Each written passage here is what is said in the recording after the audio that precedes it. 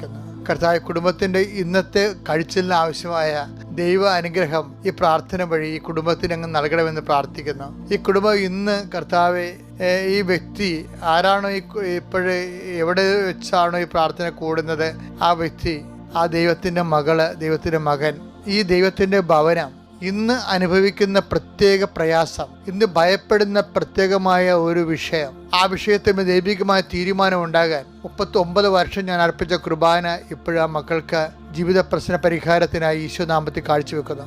കഥ ഈ പ്രഭാതത്തിൽ ഞങ്ങൾ വിളിച്ചെഴുന്നേൽപ്പിച്ചവർ അങ്ങയുടെ തിരുസന്നിധി നിൽക്കുവാനിടയാക്കി നന്ദി പറയുന്നു. കുറെ വിഷയങ്ങൾ ചെയ്തു തീർക്കാനുള്ള ഒത്തിരിയേറെ മനുഷ്യരുണ്ട് ഈശോയെ. പല കാര്യങ്ങൾ പല ഇടങ്ങളിൽ പോയി ചെയ്യേണ്ടതുണ്ട്, ഉത്തരവാദിത്വം നിർവഹിക്കേണ്ടതുണ്ട്. ചിലരെ കുർബാനയും കഴിഞ്ഞ പിന്നെ യാത്രയാണ്. ചിലർക്ക് നോൻപ് കാലത്ത് പ്രാർത്ഥിക്കാൻ പോലും സമയമില്ലാത്ത വിധത്തിൽ അവർ കെട്ടപ്പെട്ടിരിക്കുകയാണ്. അങ്ങനെയുള്ളവർക്കെല്ലാം ഒരു അവകാശം കൊടുക്കണമേ. നോൻപ് കാലത്തിന്റെ ചൈതന്യം അനുസരിച്ചുകൊണ്ട് വചനം വായിക്കുവാനും